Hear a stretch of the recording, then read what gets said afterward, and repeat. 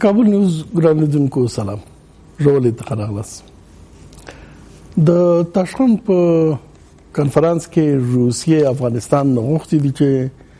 یو درې اړخیز کنفرانس جوړ کړي د روسیې، افغانستان او امریکا ترمنځ.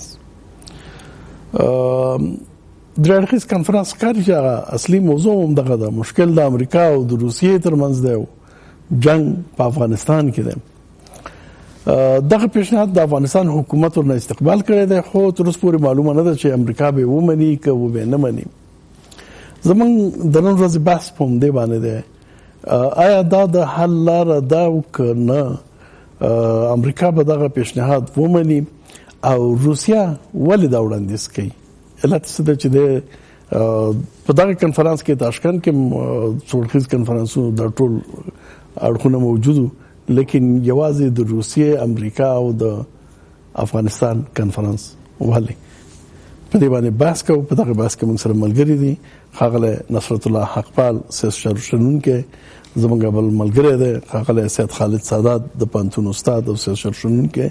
او زموږ دریم ملګری دی ډاکټر صاحب محمد آصف بکتار، سیاست شنونکی. ستړي مه شئ، په خیر راغلئ.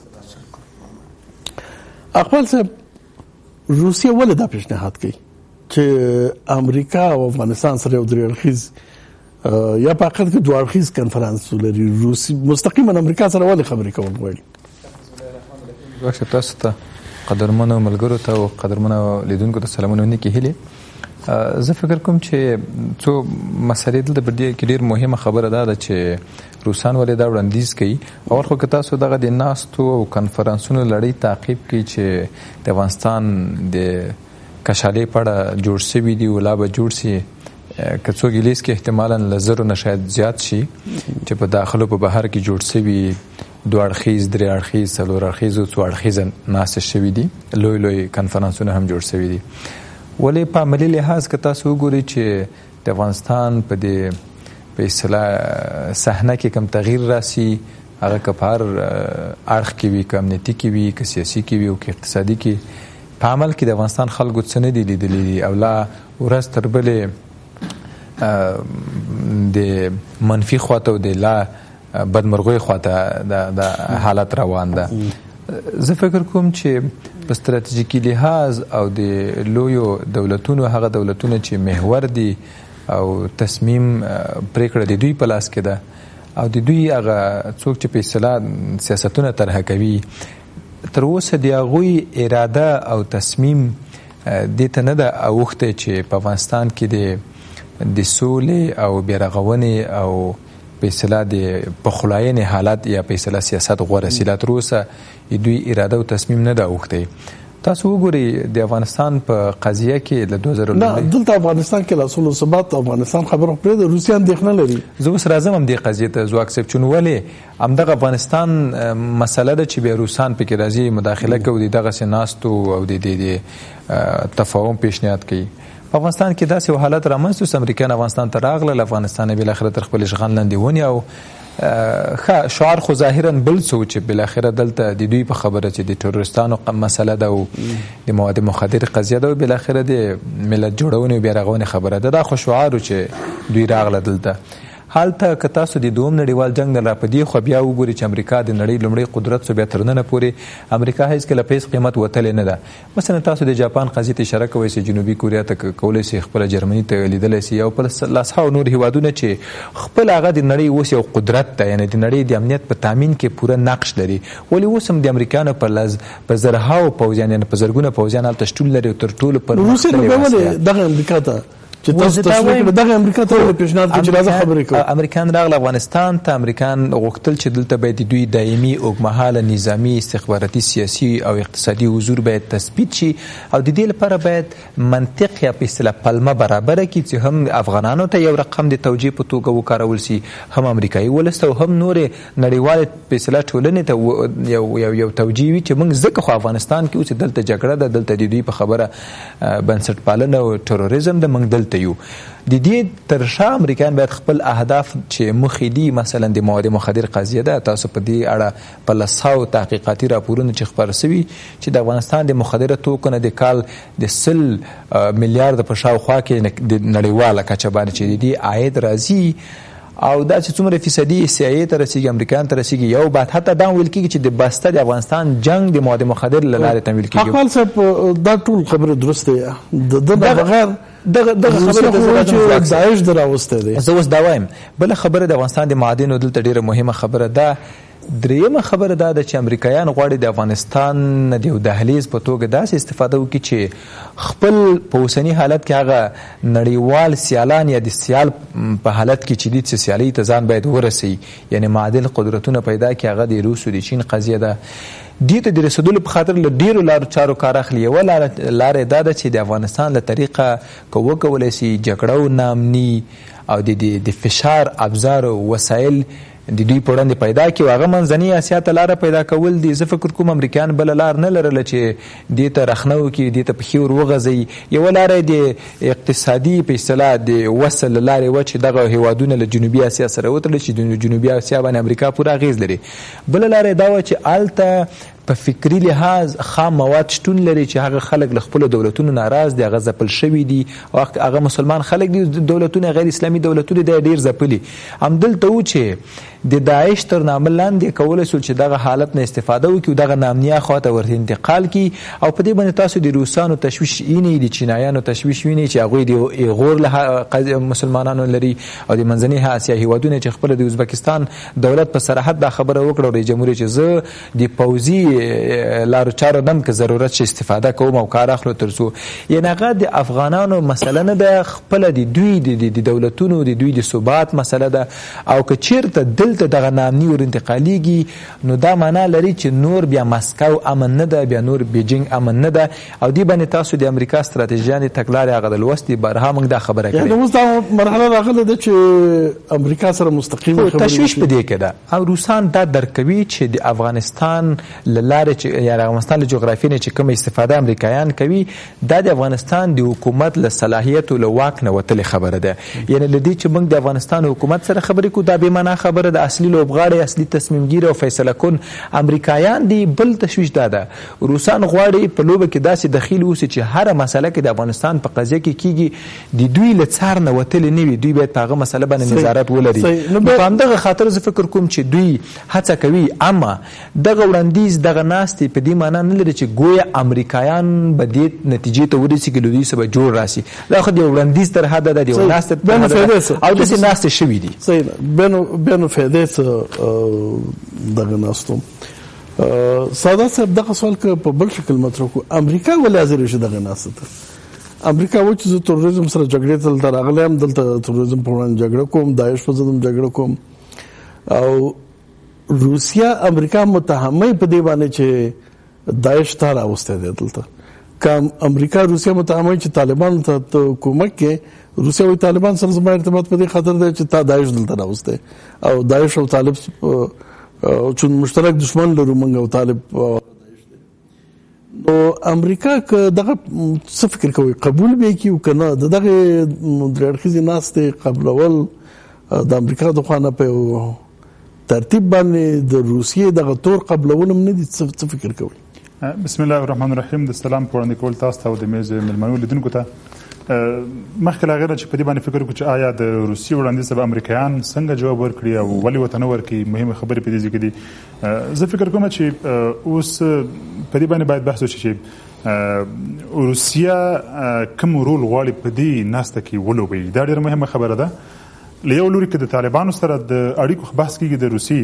او د طالبانو د تقویت خبرې کېږي د روسي مشاورینو خبرې کېږي همدغه د میډیا او رسنیو د لارې هغه روسي نکلسن ویل دا د روسي وسلو یوازې رسنۍ خبره نه نکلسن ویل چې روسان طالبانو ته وسلې ورکوي په دې مفهوم باندې امریکایان دا خبره کوي د ناټو خپل افغان حکومت هم ولسمشر غنیم په پکتیا کې د فکر کوم د پکتیا په سفر کې دا خبره وکړه چې چار څنګه وو خو مطلب د افغانستان د حکومت دریزم دا وو چې امریکایان کې حکومت خو خود کوي نو د په دې مفهوم باندې چې اوس دلته روسیا په دوو بلاکونو کې یا په دوو آبادو کې ښکېل او زه فکر کوم چې دا به ډېر مهمه چې اوس څنګه کولی شي چې د امریکا سره خپل د هغه د قدرت تقابل ته په کومه سترګه باندې روسیه ګوري. دا ډېره مهمه ده. که د یو لور طالبان تقویه کوي، د طالبانو د تقویې بحث راځي او د حمایت بحث راځي د روسانو د لوري، اما روسیه په دې باندې پوهېږي چې طالبان ما لپاره دایمي فاکتور نه ده چې زه استعمال کړم. یا په افغانستان کې داسې یو دایمي فاکتور نشي کېدلی چې هغې نه حکومت جوړ شي یا د حکومت د تولید لپاره ما ځکه خپل نواقص لري. لومړی دا ده چې پاکستان چې هغه سرمایه‌ګذاري چې ابزار خو همیشه دایمي نه وي، نو که طالب دی او که داعش دی خو دا خو ابزار دي او ابزار نه دایمي استفاده څوک نه کوي، موقتي استفادي. ولې ځواک څه فرق کوي؟ د سوري نظام یا د سوریې د بشار الاسد نظام د روسیې لپاره د دایمي فکر په توګه تعریفېدلی شي، اما تعریف نشي تعریفېدلی. هلته هغه ایډیالوژیک ورته والی په عین زمان کې پخواني هغه بګراونډ ته چې وکتل شي، حتی دا په دې مفهوم نه چې اوس په دې باندې پوه شوي دي. له بل لوري د امریکا سره د خبرو اترو لپاره بحث لپاره پیشنهادونه کوي. روسان غواړي چې اوس امریکایان په دې موضوع کې راښکېل کړي. زما باور ده چې له یو لوري روسیه غواړي تر څو د امریکا سره خپل هغه نړیوال تقابل ته او هغه نړیوال بوته چې دوی په نړیوال نظام کې د خپل یو ترمنځ تضاد لري، تر څو څنګه کولی شي امریکایانو سره په شکل د اشکالو مخامخ خبرې وکړي د افغانستان په قضیه. یو رسمي بحث باندې بدل کړي، یو رسمي بحث بدل کړي، په یو مخامخ بحث بدل کړي. په عین زمان کې هغه څه چې روسیه د امریکایانو سره باید مطرح کړي. د تاشکند غونډه کې داسې تشریفاتي غونډې یا مثلا په نړیواله کچه باندې چې کومې غونډې دي هغه موضوعات نشي مطرح کولی روسیه چې څنګه په درې اړخیزه کې. نو امریکا یې به ولې قبول کړي؟ اجازه راکړي. دا د روسیې هدف دی. امریکایان څه وایي؟ امریکایان تر څو مخکې ما هم ویلو چې امریکایانو لپاره اوس دوی وایي چې موږ د ملګرو ملتونو د امنیت د شورا د پریکړې پر اساس راغلي، موږ لپاره د مشروع دفاع اصل محفوظ دی. په عین زمان کې د افغانستان د حکومت سره یو امنیتي قرارداد لرو، ستراتیژیک قرارداد لرو، او دا هغه څه و چې امریکایانو هڅه کوله تر څو زر تر زر ترلاسه کاندي. کله چې د دې حکومت دویمه ورځ باندې لاسلیک کېدل، یعنې په دې ټول کارونه پاتې وو، د کابینې ټاکل کېدل پاتې وو، حتی د ډېر مهم مسایل پاتې وو. ولې په دې باندې بحث کېده امریکایانو د افغان حکومت تر فشار لاندې راوسته یا په داسې یو پلمه باندې ورسره امضا کړه چې په دویمه، یعنې دا د منطق او د عقل نه لري خبره ده چې ولې دومره امریکایانو بیړه کوله. اصلي ټکی همدا و تر څو د نړۍ د سیمې هېوادونو ته امریکایانو چې ما سره افغان حکومت یو قرارداد لاسلیک کړی دی او د دې قرارداد پر اساس زما شتون اوس په سیمه کې یو مشروعیت لري. دا هغه څه دي چې روسیه ورڅخه په ډار کې، اما امریکایانو لپاره اوس یو وسیلې په توګه د امنیتي تړونونه نه دی او توافق په توګه باندې افغان حکومت سره خبرې وکړي. امریکایان چې ناظرېږي باور ده چې اوس دلته څو مهمه نقطې دي. یو هغه دی چې د امریکا غلط سیاستونه او هغه څه چې بل چا ورته نشي ویلی ممکن روسان ورته ووایي. یعنې زه دا خبره په دې مفهوم تکراروم چې بل څوک یا بل هیواد که د افغانستان د حکومت د نظام یا موږ کل که د افغان د نظام خبره کوو، د افغان د دولت نظام، که دا ورته نشي کولی یا داسې یو فصل ته نشي رسېدلی چې تر څو یو بل څوک وي چې هغه یې ورته په ښکاره خبرې وکړي او هغه څه چې امریکایان یې کوي، ممکن امریکایان د دې څخه په ښکاره توګه باندې ویره ولري چې روسان ډېرې سپینې خبرې دوی ته وکړي یا روسان دې سره ممکن په داسې یو تقابل کې کېوځي چې امریکایان خپله ماتې پکې ګوري یا خپله هغه څه چې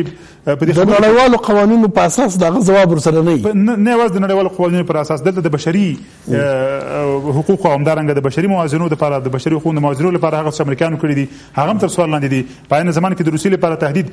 کله چې موږ په نړیوالو مسایلو کې په نړیوالو حقوقو کې د تجاوز جرم تعریفو، هغه دا ده چې یو هیواد د بل هیواد په ګاونډ کې یا په چم کې چې کوم حرکتونه کوي هغه د وخت په تېرېدو سره په جنګ باندې بدلېږي، په جګړې باندې بدلېږي. روسان زه فکر کوم رسما به امریکایانو ته شکایت کوي او دا هغه څه چې امریکایان پکې پړه کېږي. د امریکایانو د پړه کېدو لپاره نو بیا د روسیې دا وړاندیز یعنی یو ښه حربه ده چې د امریکا په ضد استفاده تر اوسه پورې د روسیې لپاره چې روسیه غواړي تر څو د امریکایانو سره مخامخ خبرې وکړي د افغانستان په قضیه کې د روسیې لپاره لاسته راوړنه ده، اما امریکایان به په کوم تکتیک داخليږي. زه فکر کوم چې امریکایان په مطلق ډول باندې ردولې هم نشي، ځکه چې نړۍ به ګوري، د افغانستان خلک ګوري، په عین ولې خبره نه کوي، یعنی په ښکاره نشي ولا چې زه داخليږم دي ته. دا به د امریکا د سیاست پورې اړه چې امریکایان په کوم د کومې زاویې څخه د درخیز ناس داخليږي د افغانستان حکومت او د روسیې او د امریکا ترمنځ. اما مهمه خبره زه فکر کوم د امریکا د هغه رواني ویره چې دوی لري یا هغه څه چې په دې باندې سند پاتې شوی دی، که د ملکي تلفات تاسو ونیسئ، یعنی د ملګرو ملتونو د امنیت د شورا د دایمي غړیتوب نه په استفادې روسان ډېر څه کولی شي د امریکایانو مقابله کوي، نه یوازې د افغانستان په قضیه کې لکه څنګه چې په سوریه کې وکړل، لکه څنګه چې د اوکراین مسله کې ورسره ترسره کړل. زما باور ده چې اوس د امریکایان د امریکا داسې یو چا سره مخامخېږي چې د افغانستان د دولت د نظام او د سیمې د نورو هیوادونو چې ایران یو څوک چې حریف دی، یو څوک چې تابع نه دی، یو څوک چې محتاج نه دی بلکې حریف دی، نه یوازې دا چې حریف دی بلکې د نړیوال قدرت یو بود دی، د نړیوال قدرت یو برخه ده چې مخامخ کېدلی شي. بختیار صاحب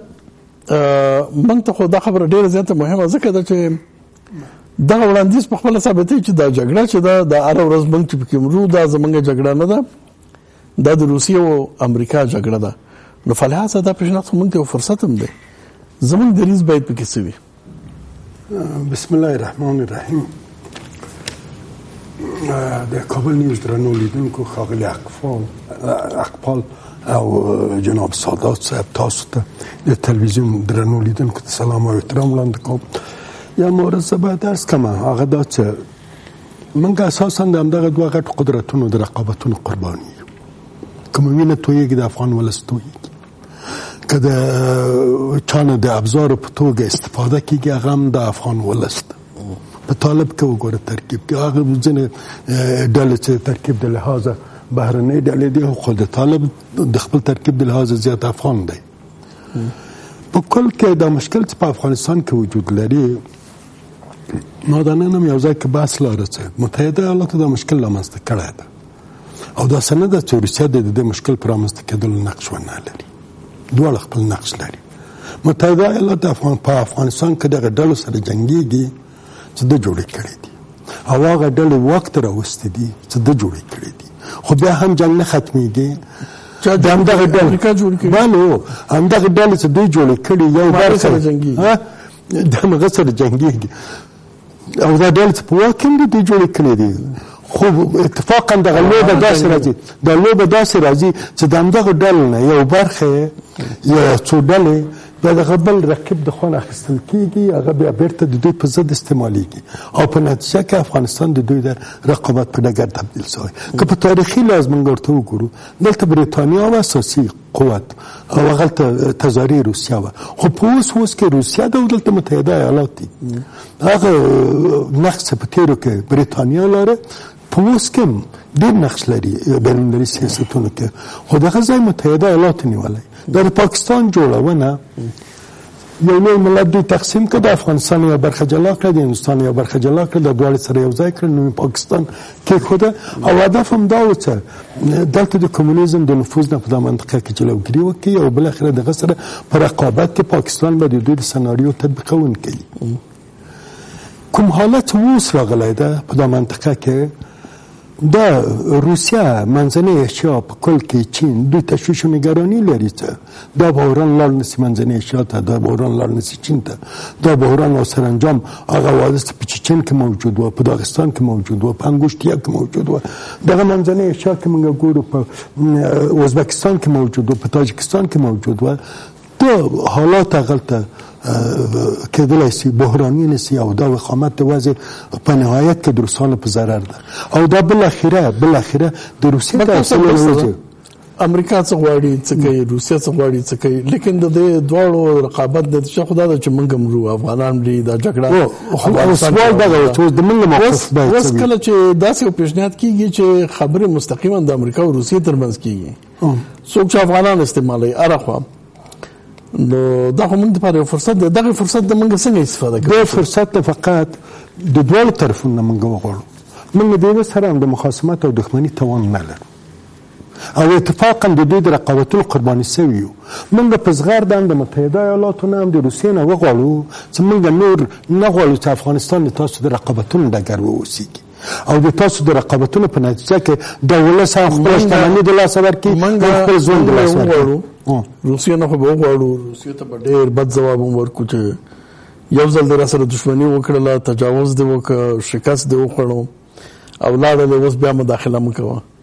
امریکا ته به څوک ووایي؟ امریکا ته هم ته ویلی شي. ولس